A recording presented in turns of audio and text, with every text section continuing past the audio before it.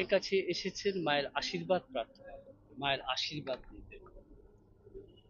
তিনি নির্দিষ্ট সময় এসেছেন এবং মায়ের কাছে গেছেন। সব থেকে বড় কথা, তিনি মাকে নিজে ধূপারতি করেছেন, প্রদীপ জ্বালিয়ে আরতি করেছেন, মায়ের চরণে পদ্ম অর্পণ করেছেন তাৎপর্যপূর্ণভাবে।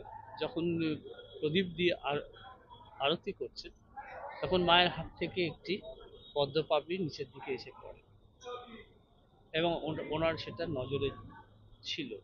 পুজো সমাপন্তে উনি আমাকে বলেন, ওই পদ্মটা আমাকে দাও। এটা অত্যন্ত শুভ লক্ষণ।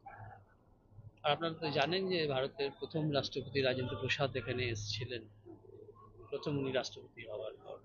আর আমাদের কাছে এই মাননীয় রাষ্ট্রপতি দ্রৌপদী মুর্মুর আসাটা একটু দায়িত্ববাঞ্জক এই কারণে, এই দেবালয়ের যিনি প্রতিষ্ঠা, লোকমাতা রানী রাসমণি এই দেবালয় প্রাইভেট ট্রাস্ট রূপে তৈরি করেন সমস্ত ধর্মের মানুষকে তাদের নিজের নিজের পথে ও মতে উপাসনা করার জন্য।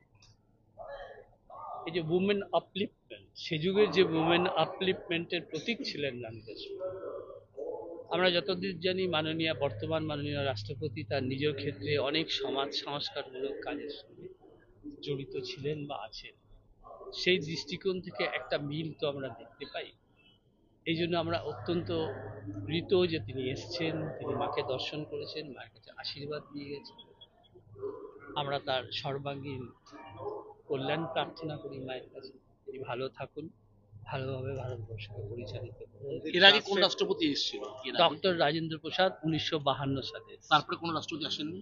একজন রাষ্ট্রপতি আসার কথা ছিল, কিন্তু আসার নির্ধারিত সময় তিনি অসুস্থ হয়ে পড়েন বলে আসতে পারেন। আজকে 1952 পরেই প্রথম একজন কোন রাষ্ট্রপতি এলেন।